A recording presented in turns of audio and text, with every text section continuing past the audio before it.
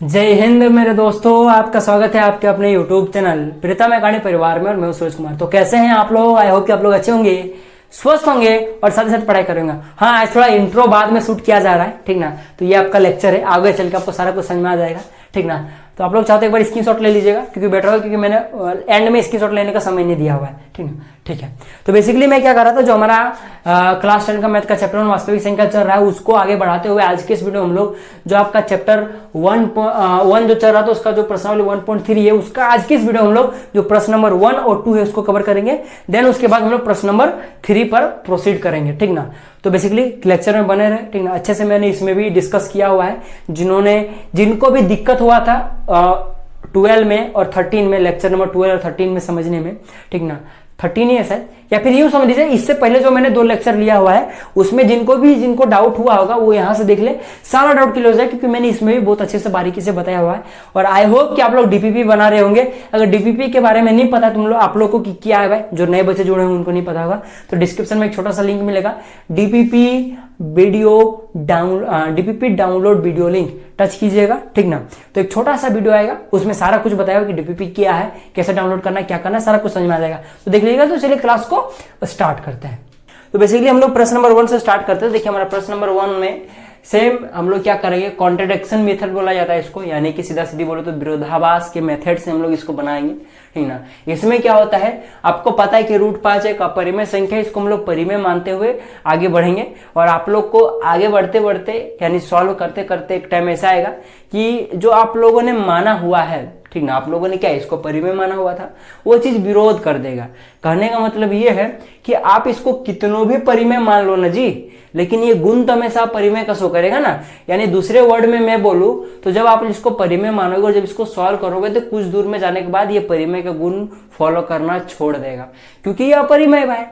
तो जब ये छोड़ देगा तब जाहिर सी बात है कि आपने जो माना है वो गलत है, तभी ना वो छोड़ा है। यानी आपने माना था परिमेय, लेकिन ये परिमेय का गुण फॉलो नहीं कर रहा है, वो कुछ दूर जाकर उस गुण को छोड़ दे रहा है, यानी कि वो क्या हो जाएगा, अपरिमेय हो जाएगा। तो इस तरह करके बेसिकली सिद्ध किया जाता है इन प्रश्नों को, चाहे आप लोग का टाइप 1 टाइप का प्रश्न हो या फिर टाइप 2 टाइप का प्रश्न हो, आप लोग आराम से बना सकते हो कॉन्ट्रडिक्शन मेथड से, या फिर बोल लीजिए आप लोग विरोधाभास के मेथड से, ठीक ना। तो बेसिकली चलिए सॉल्व करते जाते हैं, आप लोग को सारा चीज समझ में आ जाएगा ऑटोमेटिकली। और डीपीपी आप लोग बना रहे हो ना जी, जरूर बनाइएगा डीपीपी। फिर से मैं बता देता हूँ, डीपीपी जिनको समझ में नहीं आ रहा है, डिस्क्रिप्शन में एक छोटा सा लिंक मिलेगा, डीपीपी वीडियो डाउनलोड लिंक, उसको थोड़ा सा टच कर लीजिएगा तो 6-7 मिनट का वीडियो मिलेगा, आपको टोटली सारा कुछ समझ में आ जाएगा कि आखिर डीपीपी है क्या सो और डाउनलोड कैसे करे सो, सारा कुछ आपको कवर हो जाएगा। आप लोग उसको जरूर देख लीजिएगा, आप लोग के लिए मोस्ट इंपॉर्टेंट है, आपके एग्जाम के लिए मोस्ट इंपॉर्टेंट है, ठीक ना।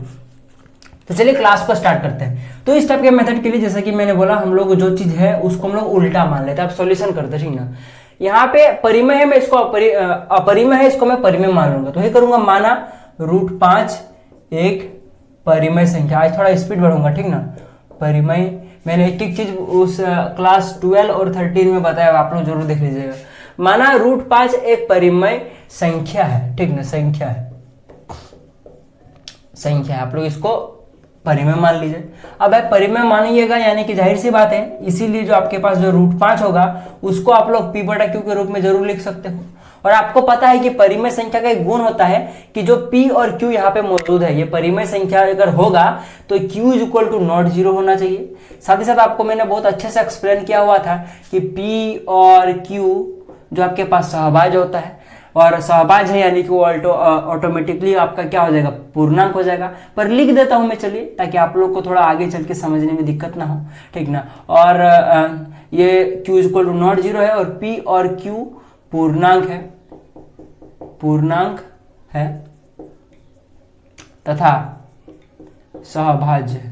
सहभाज्य का मतलब आपके पास जो P और Q दिया हुआ है, अगर ये दोनों आपस में कटता है तो काट दीजिए, और नहीं कटता तो वैसे ही रहने दीजिए। जब कटता है और काट दीजिएगा तब जो आपके पास ऊपर में नीचे में बचेगा अंश और हर में, उनका आप लोग HCF निकाल कर देख लीजिएगा, हमेशा 1 आएगा।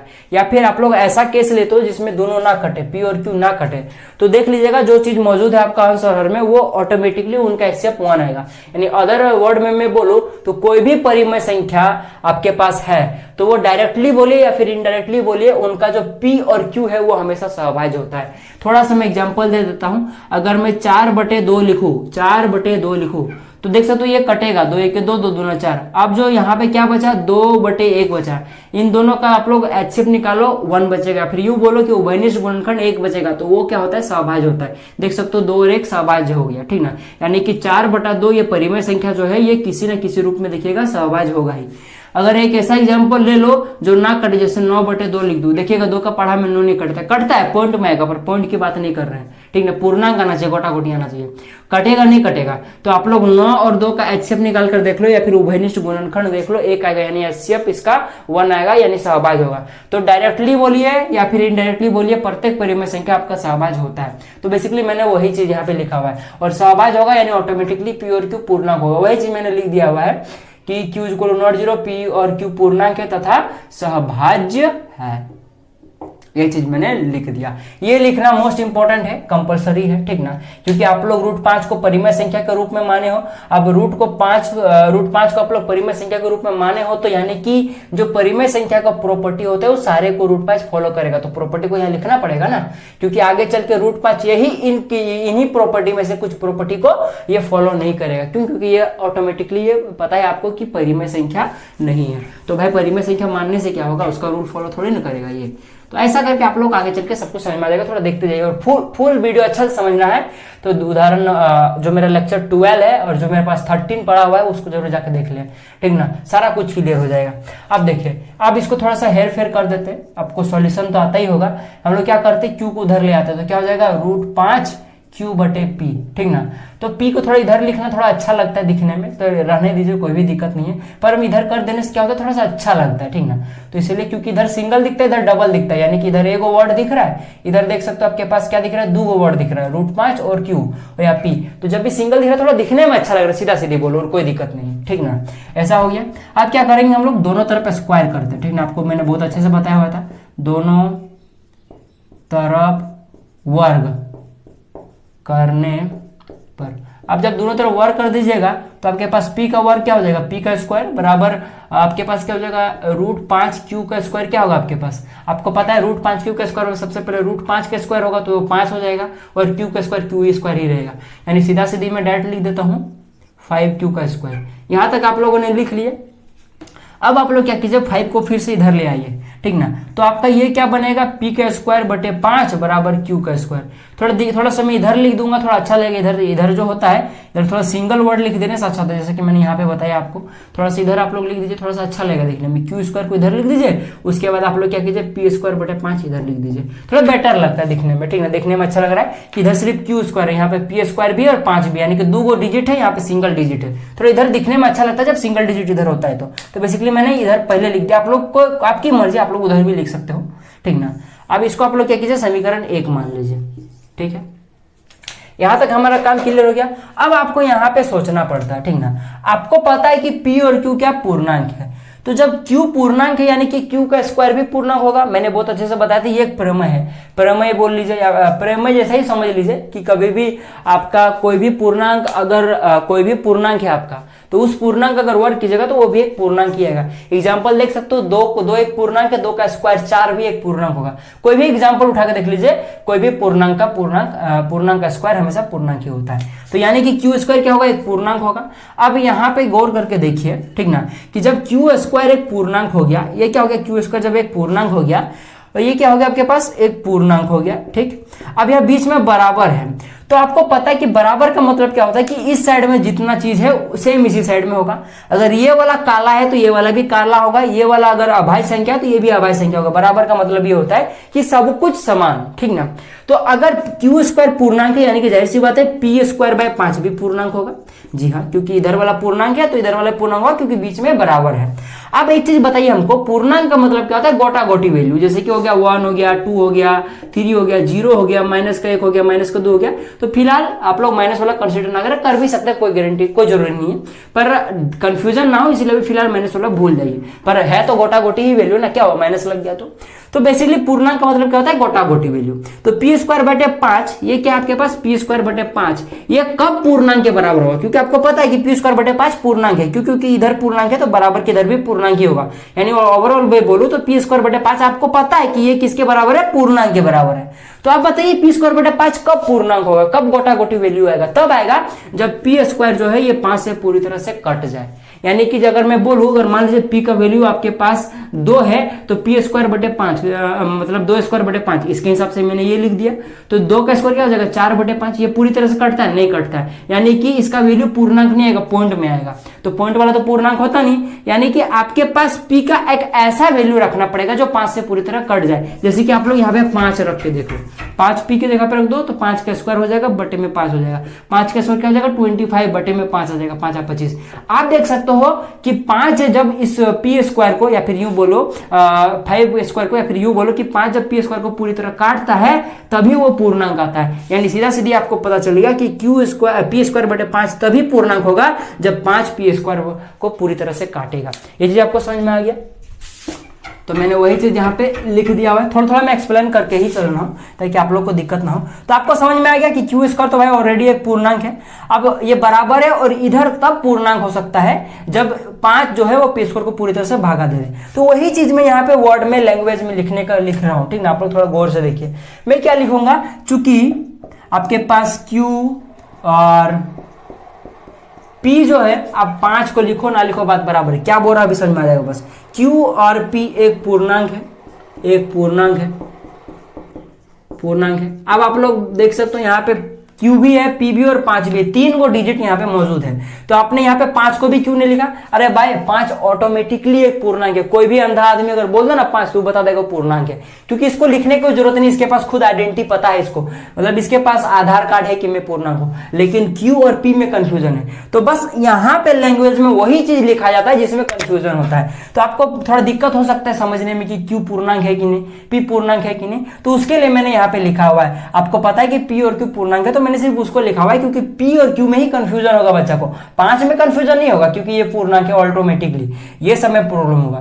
तो आप लोग को वही चीज दिखाना पड़ता है जो चीज में प्रॉब्लम होता है, और आपको यहां से पता चल रहा है कि Q और P क्या पूर्णांक है, तो वही चीज हो गया, वही चीज मैंने लिख दिया यहाँ पे, ठीक ना?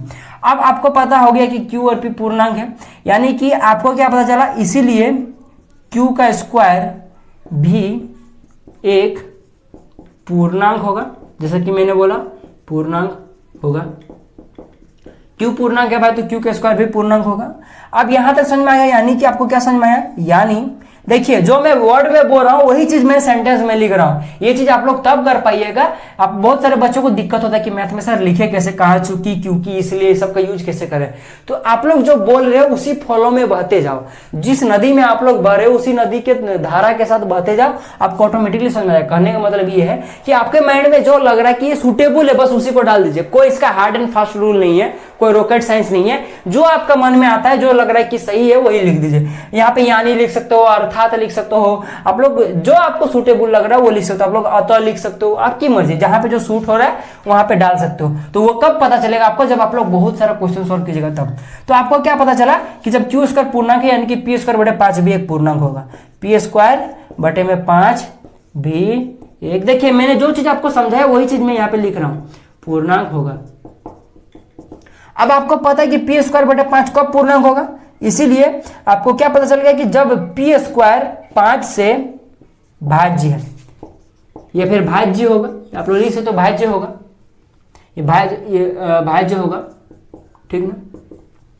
अब आपको पता चल गया कि P स्क्वायर 5 से भाज्य है, तो ये एक प्रमेय होता है, जब भी कोई संख्या का वर्ग अगर किसी संख्या से भागा लगता है तो वह संख्या भी उस संख्या से भागा लगेगा। कहने का मतलब अगर 5 का वर्ग अगर 5 से डिवाइड होता है तो जाहिर सी बात है कि 5 भी 2 से भागा लेगा, आप लोग 5 ही 5 से भागा लेगा, आप लोग देख सकते हो। तो ये बेसिकली प्रमेय होता है, कभी किसी संख्या का वर्ग अगर किसी संख्या से भागा लगता है तो वही संख्या उस संख्या के बिना वर्ग में भी भागा लग सकता है। यानी कि जैसे कि और एक एग्जांपल दो, 2 का स्क्वायर 2 से भागा लगता है तो देख लीजिएगा 2 भी 2 से भागा लगेगा, देख सकते हो 2 का स्क्वायर 4 होता है जो कि 2 से भागा लगता है, 2 भी 2 से भागा लगता है। 5 का स्क्वायर 25 होता है जो कि 5 से भागा लगता है, 5 भी 5 से भागा लगता है। तो ये बेसिकली एक प्रमेय होता है, ठीक ना? आपका बुक में दिया हुआ है पर आपको इसका कोई जरूरी नहीं था, मैंने सिर्फ बता दिया, बस वही काफी है, ठीक ना? प्रमेय तो कुछ रटने का जरूरत नहीं, एग्जाम में नहीं आता है, जरूरी भी नहीं था, जो उनका टाइम खाली बर्बाद होता। तो इसीलिए आपका क्या हो जाएगा कि जब P का स्क्वायर 5 से भागा लगता है यानी कि जाहिर सी बात है P भी 5 से भागा होगा, P भी 5 से भाज्य होगा। समझ में आपके पास? ये तो बेसिकली हमारा यहां तक आपका क्लियर हो गया। अब हम लोग आगे बढ़ने का ट्राई करेंगे। तो देखिए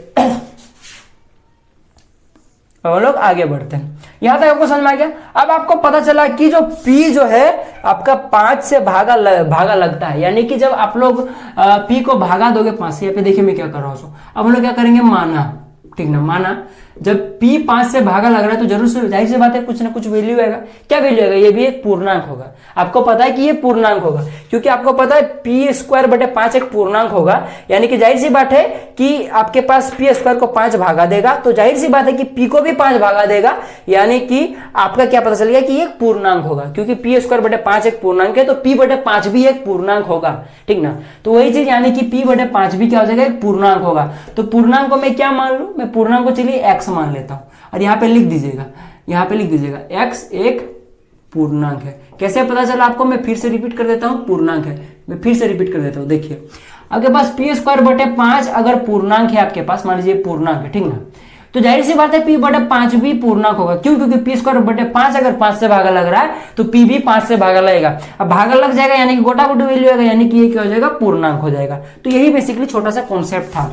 अब यहां पे देखिए एक चीज गौर करके, P²/5 को जब आप लोग भागा दीजिएगा ना तो ये पूर्णांक आएगा, और P/5 को जब एक भागा दीजिएगा तब भी पूर्णांक आएगा, लेकिन दोनों का वैल्यू अलग अलग आएगा। इसीलिए देख सकते हो जब P²/5 है इसके बराबर में Q² लिखा हुआ है, यहाँ पे आप लोग देख सकते हो, क्योंकि बहुत सारे बच्चों का यहाँ पे डाउट आ सकता है, सर P जब यहाँ पे आप लोग P/5 का वैल्यू पूर्णांक है तो भाई x क्यों माने आप लोग तो Q भी मान सकते थे सर आप, ऐसा आपका मन में डाउट आ सकता है। लेकिन याद रखिएगा ऐसा इसलिए नहीं है क्योंकि आपके पास x और Q² दोनों अलग अलग चीजें हैं, और वास्तव में P²/5 को जब आप लोग भागा दीजिएगा और P/5 को जब भागा दीजिएगा तो दोनों में अलग अलग वैल्यू आएगा, अलग अलग पूर्णांक आएगा। तो इसीलिए यहाँ पे Q² लिखा हुआ है, यहाँ पे मैंने कुछ अलग मान लिया है, यहाँ पे मैंने Q² नहीं माना, ठीक ना। और आप लोग देख सकते हो यहाँ पे P/5 यहाँ पे P²/5 दोनों अलग अलग चीज है। जैसे कि देखो आप लोग अगर P का वैल्यू में 2 रख दूं तो 2²/5 को आप लोग भागा देके देख लीजिए।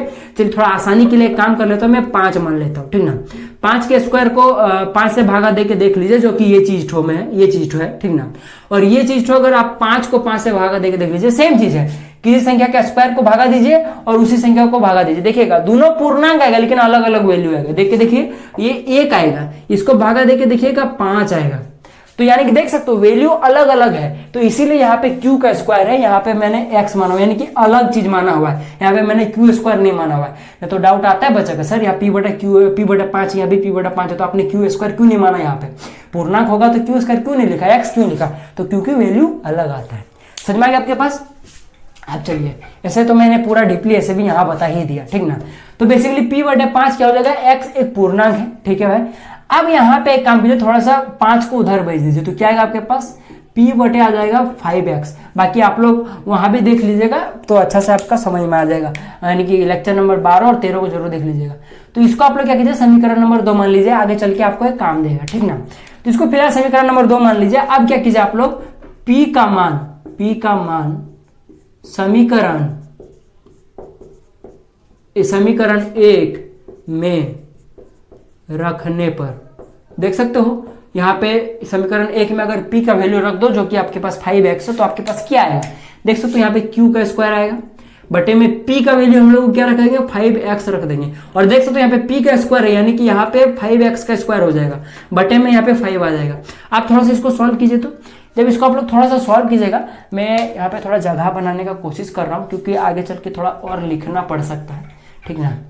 तो यहाँ पे एक काम करता हूँ, मैं लाइनिंग दे देता हूँ, सबसे अच्छा रहेगा, इतना करके दे दूंगा तो काफी है, ठीक।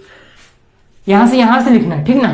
तो ये क्या बोला मैंने, Q² बटे में आपका आ जाएगा 5x का स्क्वायर बटे में आपके पास 5 आ जाएगा, ठीक। अब इसको थोड़ा सॉल्व कीजिए तो आपके पास Q² का Q² हो जाएगा, बटे में 5 का स्क्वायर 25 इंटू x का स्क्वायर आ जाएगा, बटे में 5 आ जाएगा। ये सब आपको आता है ना जी। आप देख सकते हो यहाँ पे कट जाएगा, 5 है 5 5 आप 25, यानी कि आपके पास ओवरऑल देखा जाए तो क्या बचा आपके पास, आपके पास ये अलग चीज है, ठीक ना। यहाँ कंफ्यूजन मत हो जाना, यहाँ पे 5 है, ये अलग स्टेप है, ठीक।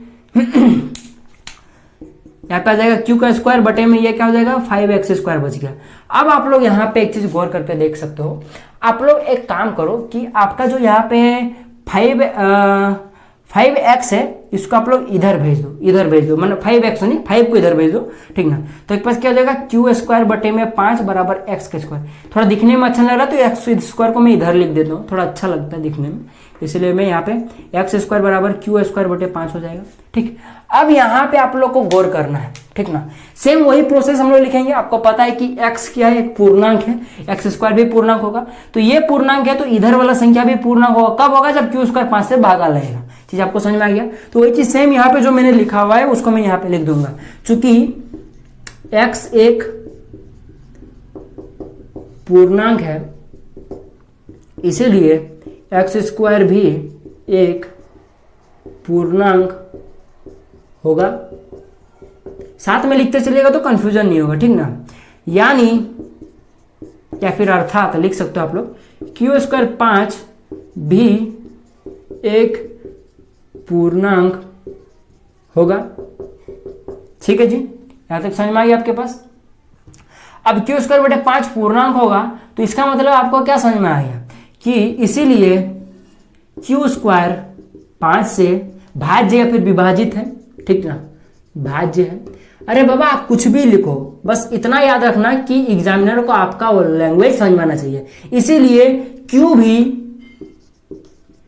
5 से भाज्य है या फिर होगा, आप लोग की मर्जी, जैसा आपको सूटेबल लग रहा है उससे लिख दीजिए।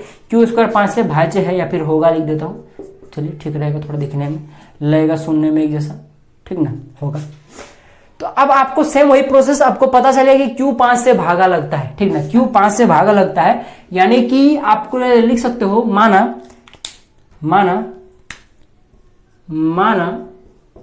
जब आपके पास है q, जब आपका 5 से भागा लग जा रहा है यानी कि q बटे 5 का वैल्यू क्या आएगा, अगर एक पूर्णांक आएगा।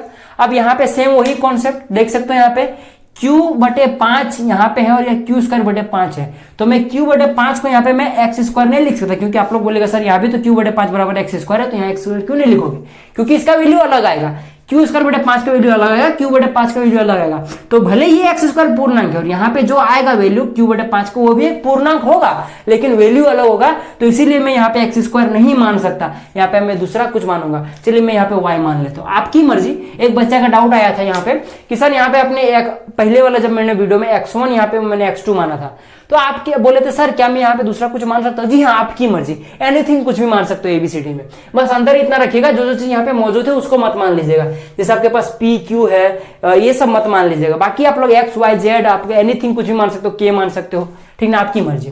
बस अलग अलग मानिए क्योंकि वैल्यू अलग है, P बटे 5 का भी वैल्यू अलग होगा, Q बटे 5 का भी वैल्यू अलग होगा, ठीक ना। तो इसीलिए मैंने यहाँ पे X है, यहाँ पे Y है, ठीक ना।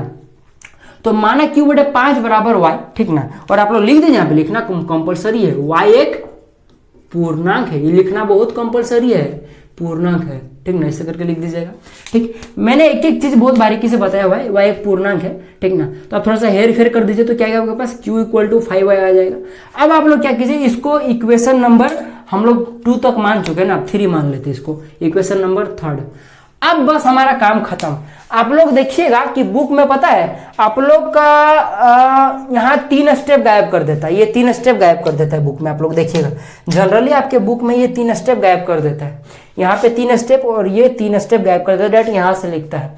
तो आपका ऐसे भी कर सकते हो, 3 स्टेप गायब कर सकते हो, पर आपको मैंने समझाने के लिए ये 3 स्टेप आपका बुक में गायब है, आपको समझाने के लिए मैंने 3 स्टेप यहाँ पे लिखा हुआ है। आपकी मर्जी पर लिखिएगा, थोड़ा बेटर होगा, एग्जामिनर को लगेगा नहीं लड़का ठीक है, ठीक ना, या फिर लड़की दे रहे हो तो लड़की ठीक है, ठीक ना। q से बटे 5y, ठीक ना, बराबर √3। यहाँ पे इक्वेशन नंबर 3 हो गया। अब आप लोग थोड़ा सा बताइए ना, समीकरण नंबर 3 समीकरण नंबर 2 और 3 से आपको क्या पता चल रहा है? p का वैल्यू आपके पास 5x है, q का वैल्यू आपके पास 5y आया। तो थोड़ा सा यहाँ पे देखिए p बटा जो y करिएगा आप लोग तो क्या आएगा, p का वैल्यू आपके पास क्या है 5x है और q का वैल्यू क्या आएगा आपके पास 5y है। कुछ नहीं किया मैंने, आपको पहले जो आपने p बटा y यहाँ पे लिखा हुआ है, q y नहीं, अगर y बोला होगा तो सॉरी, ठीक ना, p बटा q यहाँ पे आप लोगों ने माना हुआ है √5 को, जो कि एक पूर्णांक है। साथ ही साथ P और Q क्या है, सहभाज्य, यानी कि इनका HCF कभी एक नहीं आना चाहिए, या फिर यूं बोलूं कि उनका जो कॉमन गुणनखंड या फिर उभयनिष्ठ गुणनखंड है वो एक के अतिरिक्त कुछ और नहीं होना चाहिए। लेकिन अब आप लोग देखिए, जब P बटा Q रखते हो और P बटा Q का वैल्यू जब रखते हो आप लोग, P का वैल्यू 5x और Q का वैल्यू 5y, तो आप लोग देख सकते हो कि यहाँ पे 5 भी कॉमन आ रहा है दोनों में, या फिर यूं बोले कि दोनों का अभाज्य गुणनखंड में 5 भी कॉमन आ रहा है, ठीक ना। या फिर इस पर्टिकुलर केस में यूं भी ऐसा भी बोल सकते हो कि इनका HCF 5 आ रहा है, इस केस में आप लोग बोल सकते हो जब आपके पास x और y का वैल्यू पता नहीं, जब आप लोग x और y का वैल्यू जनरली 1 मान लो तो, ठीक ना। हाँ, तो बेसिकली आपको क्या समझ में आ गया, आपके पास 1 नहीं मानने का है। मैंने क्या समझा, सीधा सीधी समझे कि जब आपके पास यहाँ पे देख सकते हो कि 5 आपके पास कॉमन है, 1 के अलावा भी कुछ कॉमन आ रहा है, यानी कि ये सहभाज्य नहीं होगा। तो आपको क्या पता चला कि आपका जो आपने जो रूट 5 को जो अपने P बटा Q माना था और जहां पे Q इक्वल टू नॉट 0 था, चलो भाई वो तो सही है, Q इक्वल टू कहीं 0 नजर नहीं आ रहा है, लेकिन आपको ये तो पता चल गया ना कि आपका परिमेय संख्या होने के लिए सहभाज्य जरूरी है, जो कि नहीं है। यानी कि आपने जो रूट बटा 5 को माना था परिमेय संख्या के रूप में, वो फॉलो नहीं कर रहा है इस गुण को, सहभाज्य वाले गुण को, यानी परिमेय संख्या वाले गुण को फॉलो नहीं कर रहा है। यानी कि ये जाहिर सी बात है, जो आपने माना है वो कहीं ना कहीं गलत है, तभी ना आपका गुण ये फॉलो नहीं कर रहा है, तभी ना ये परिमेय संख्या का गुण को नहीं दर्शा रहा है। यानी जाहिर सी बात है आपका ये परिमेय संख्या तो होगा ही नहीं, तो परिमेय नहीं होगा तो आपके पास बस एक ही ऑप्शन बचा कि वो अपरिमेय होगा, क्योंकि प्रत्येक संख्या को परिमेय और अपरिमेय बांटा गया, उसके बाद वो और भी भाज्य अभाज्य वगैरह में बांटा गया है। यानी मेन जो कॉन्सेप्ट होता है, यानी मेन जो उनका डिवाइड होता है वो 2 पार्ट में होता है, एक परिमेय और अपरिमेय। तो परिमेय नहीं है, जाहिर सी बात है अपरिमेय होगा, ठीक ना। तो आपको यानी कि यहां से आप बस जो चीज है वही चीज आपको सेम चीज यहाँ पे लिख देना है, ठीक ना। कि आप लोग लिख दीजिएगा कि समीकरण, देखिए मैं यहाँ पे लिख रहा हूं, समीकरण 1 और 2 से, 2 नहीं 3, सॉरी 2, यहां पे 2 है और 3 से, 2 और 3 से आपको क्या पता चलता है, 2 और 3 से आपको पता चलता है P और, साथ में लिखिए, P और Q का एक के अतिरिक्त 5 भी उभयनिष्ठ गुणनखंड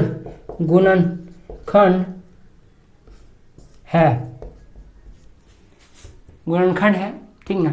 यानी P और Q सहभाज्य नहीं है, भाई जाहिर सी बात है, क्योंकि इनका HCF जब 1 नहीं आएगा तो किस बात का सहभाज्य, थोड़ा दिख रहा है आपको, मैं थोड़ा देख लूं, सहभाज्य, जी आपको दिख तो रहा है। यानी P और Q क्या आपके पास सहभाज्य नहीं है, ठीक। यहां तक आपको समझ में आ गया। अब आगे क्या करेंगे, यहां तक अब तो आपका क्लियर हो गया कि P और Q सहभाज्य नहीं है। तो आप लोग बस यहां तक जब आपका जो आपने माना था कि ये सहभाज्य होना चाहिए रूट 5, जो कि तो नहीं निकल गया, यानी कि आपको क्या पता चल गया कि आपने जो माना था उसका विरोधाभास आ रहा है, आपने जो माना था उसका उल्टा आ रहा है, विरोध कर रहा है आपने जो माना था उसका। तो बस वही चीज मैंने लिख दी, वही चीज लिख दीजिए। इसलिए देखिए ये आपका एक अलग लाइन है, ठीक ना, ये आपका एक गोटा लाइन है। अब जो लिख रहा हूं ये एक अलग लाइन है, चलिए मैं इसको ब्लैक पेन से लिख देता हूं, ठीक ना, नहीं तो मिला के खिचड़ी जैसा मत लिख दीजिएगा। मेरा थोड़ा बोर्ड है व्हाइट बोर्ड, इसलिए ऐसा दिख रहा होगा, इसलिए, ठीक ना। इसलिए हमारी कल्पना, लड़की नहीं है रे, ठीक ना, हमारी कल्पना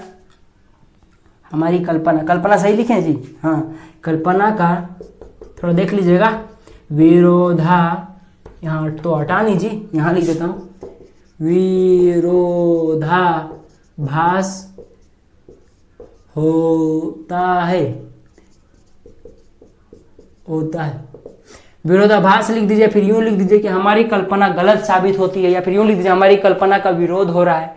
सेम चीज है, पर विरोधाभास लिखने से अच्छा होता है, क्योंकि जो इस मेथड से आप लोग सॉल्व कर रहे हो ना, इस मेथड का नाम ही है विरोधाभास।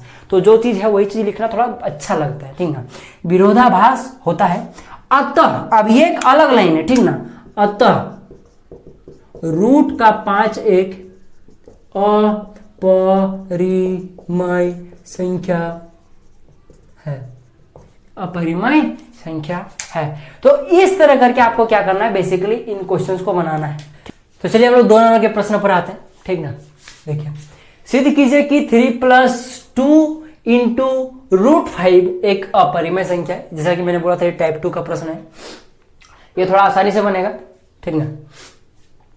देखिए सेम वही कॉन्ट्राडिक्शन मेथड या फिर बोले विरोधाभास का जो आपके पास मेथड है उसका उपयोग करेंगे। जो चीज दिया हुआ है उसका उल्टा मान लेंगे। परिमेय है, अपरिमेय है संख्या, ये आपको तो पता है। किसी भी अपरिमेय संख्या को किसी भी परिमेय संख्या से जोड़ घटा गुना भागा कर दीजिए, वो हमेशा अपरिमेय रहता है। बस इतना याद रखिएगा कि 0 से गुना और भागा मत कर दीजिएगा, नहीं तो दिक्कत हो जाएगा। दिक्कत क्या होगा, 0 से गुना कर दीजिएगा तो वो एक परिमेय संख्या आ जाएगा, और अगर आप लोग 0 से भागा दे दीजिएगा तो वह सन्नाटा, ठीक ना। तो सेम यहां से बनाते हैं, ठीक ना। लिखिए माना, अरे चलो जी इंक डालना पड़ेगा लग रहा है। माना 3 + 2√5 एक परिमेय। अरे आगे जो प्रश्न मैंने बताया था 1 नंबर का, उसमें यहाँ परिमेय लिखा था ना, थोड़ा चेक कर लीजिएगा, शायद परिमेय लिखा था। हो सकता है कभी कभी लिखने में मिस्टेक हो जाता है। परिमेय लिखा है ना वहाँ पे, हाँ लिखा तो होगा शायद परिमेय, ठीक ना। बोला तो सही होगा, पर हो सकता है लिखने में गलत हो गया होगा, देख लीजिएगा। 3 + 2 × 5 एक परिमेय संख्या है, ठीक ना। इसीलिए आपके पास 3 + क्या सर कितना स्लो पढ़ा रहे हो, ठीक है। 2 × 5 बराबर किसके बराबर हो जाएगा, P/Q के बराबर हो जाएगा, ठीक है भाई। साथ ही साथ आपको पता है कि Q = नॉट 0 है। P और Q आपके पास क्या है, P और Q जो है आपके पास वो क्या आपके पास एक पूर्णांक है, पूर्णांक। अब बोलेगा सर यहाँ 1 लिखे वहां 1 नहीं लिखे थे, अरे लिख लेना रे, कोई गारंटी कोई जरूरी नहीं है, लिखना लिख तेरी मर्जी, ठीक ना। एक पूर्णांक है तथा सभाज्य है, ठीक। ठीक से वही बच्चा वाला खेला, यहाँ पे थोड़ा समझने का ट्राई कीजिएगा, ठीक। जोड़ में है, यहाँ गुना में है, तो आप लोग 2 को तो भागा में भेज नहीं सकते, सबसे पहले 3 को भेजना पड़ेगा। इतना बेसिक्स तो क्लियर है ना जी, ठीक। P/Q इधर जोड़ में है, उधर जाके माइनस में हो जाएगा, माइनस का 3 आ जाएगा, ठीक। अब आपके मन में यहाँ पे 2 सवाल आ सकता है, यानी आप लोग 2 तरह से बना सकते हो, ठीक ना। पहले तरह से कैसे बना सकते हो कि डायरेक्टली 2 को उधर भेज दो, √5 बराबर आपके पास क्या हो जाएगा, P/Q माइनस का 3, और टोटल का ब्रैकेट में, क्योंकि 2 इधर भागा में आएगा इसलिए टोटल का ब्रैकेट में 2 आ जाएगा। अब 2 को जब ऊपर भेजेगा तो आपके पास क्या वैल्यू आएगा, कुछ इस तरह का वैल्यू आएगा, आपके पास आ जाएगा P/Q इंटू में माइनस में 3। अब ये क्या हो जाएगा, नीचे में 1 है अभी, इसका ऊपर में जाएगा तो पलट जाएगा, यानी कि ये क्या हो जाएगा, इस संख्या के साथ गुना में हो जाएगा, और 1/2 ये कन्वर्ट हो जाएगा, 2/1 1/2 में कन्वर्ट हो जाएगा ऊपर से भेजेगा तो, यानी जाहिर सी बात है जब ऊपर भेजेगा तो ये 1/2 बन जाएगा। अब इसको इसके साथ गुना करना पड़ेगा, तो जब इसको इसके साथ गुना कीजिएगा तो क्या आएगा आपके पास, P/2Q आएगा, माइनस में जब इसको गुना कीजिएगा तो क्या आ जाएगा, 3/2 आएगा। अब जब इसका एलसीएम लीजिएगा तो 2Q और 2 का एलसीएम जो होता है हमेशा 2Q आएगा, ठीक है, एलसीएम 2Q आएगा। तो 2Q को जब 2Q अभी ये तो एलसीएम लेना आता है, तो यहाँ पे क्या बचेगा, P बचेगा माइनस में। अब देख सकते हो यहाँ पे 2Q है और यहाँ पे 2 है, क्या घटा है, सिर्फ एगो Q घटा, या फिर Q घटा, यू बोल दीजिए। तो Q घटा तो Q ऊपर से गुना में हो जाएगा, यानी कि 3Q हो जाएगा।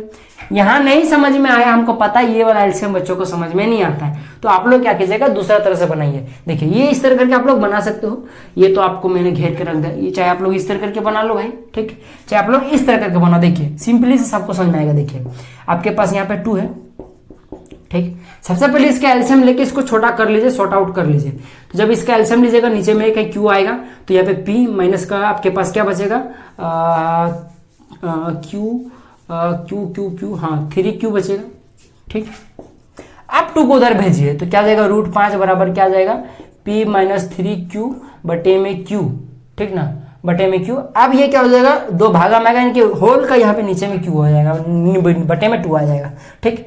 तो अब इसको सॉल्व कर सकते हैं हम लोग, जब ये ऊपर में आ जाएगा यानी कि क्या बचेगा आपके पास, P माइनस 3Q बटे में Q। अब ये होल किससे गुना हो जाएगा, जब 2 ऊपर जाएगा तो 1/2 बन जाएगा, ठीक। अब इसको सॉल्यूशन कीजिए, तो अब जब इसको अंदर कीजिएगा तो जब 1 इन ऊपर वाले टर्म के साथ गुना होगा तो भाई जो है तो वही रहेगा, यानी कि P माइनस 3Q ही रहेगा।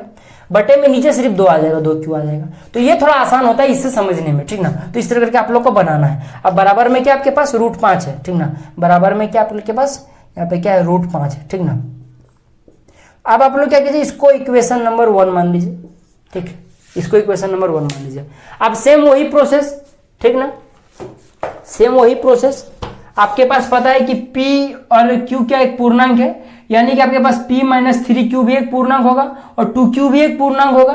तो ऊपर वाला पूर्णांक नीचे वाला पूर्णांक, तो आपका क्या हो जाएगा, ये एक परिमेय संख्या हो जाएगा। अब परिमेय संख्या क्या √2 के बराबर होता है, नहीं होता है। तो इस तरह करके जो आपने माना हुआ है √2 नहीं √5 है, तो √5 क्या इस परिमेय संख्या के बराबर है, नहीं, क्योंकि √5 एक अपरिमेय संख्या। कभी भी परिमेय संख्या और अपरिमेय संख्या बराबर नहीं होता है। यानी आपका जो माना हुआ है, जो आपकी ने कल्पना किया हुआ है कि ये संख्या आपका क्या है कि एक परिमेय संख्या, ये गलत है। बस वही चीज हम लोग यहाँ पे लिखने का ट्राई करेंगे, ठीक। देखिए, चूंकि P और Q एक पूर्णांक है, इसीलिए जो आपके पास ऊपर में है P - 3Q, क्योंकि किसी भी पूर्णांक को किसी भी पूर्णांक संख्या से गुना कर लो, वो हमेशा पूर्णांक ही आता है। और जो पूर्णांक आया उसको किसी भी पूर्णांक से घटा लो, हमेशा पूर्णांक ही होगा। तो यानी कि P - 3Q एक पूर्णांक होगा, एक पूर्णांक होगा, ठीक। और इसीलिए आप लोग के पास जो 2Q है, 2Q भी एक पूर्णांक होगा। आप लोग इसको एक अलग से सेंटेंस बना सकते हो, नहीं तो एक काम कीजिएगा, ठीक ना, आप लोग एक काम कीजिए, इसको इसी में लिख दीजिए। क्या लिखिएगा, इस तरह करके लिख दीजिए, P - 3Q और करके यहां पे डाल दीजिए 2Q एक पूर्णांक है। देखिए मैंने क्या बोला था, यहां पे सिर्फ उन चीजों को लिखना है जिसमें कंफ्यूजन होगा, ठीक ना। अगर सिर्फ यहां पे मान लीजिए Q रहता तो हम लोग यहाँ नीचे में जो यहाँ पे 2Q लिखे हुए हैं, यहाँ पे कुछ नहीं लिखते हैं, सिर्फ P - 3Q लिखते हैं। ऊपर वाला जो आपके पास अंश में सिर्फ वही वाला चीज लिखते हैं कि पूर्णांक है। क्यों? क्योंकि उस टाइम पे सिर्फ अंश को ही समझने में दिक्कत होता है कि ये पूर्णांक है कि नहीं है। हर वाला दिक्कत नहीं होता, क्योंकि Q जो है वो डायरेक्टली आपको दिख जाएगा कि Q पूर्णांक है। लेकिन ऊपर वाला P - 3Q है, क्या ये पूर्णांक है, इसमें थोड़ा कंफ्यूजन हो सकता है। इसलिए जब आपके पास सिर्फ Q हो तो ऊपर वाला लिखिएगा सिर्फ, ठीक है, क्योंकि ऊपर वाला में कंफ्यूजन करता है।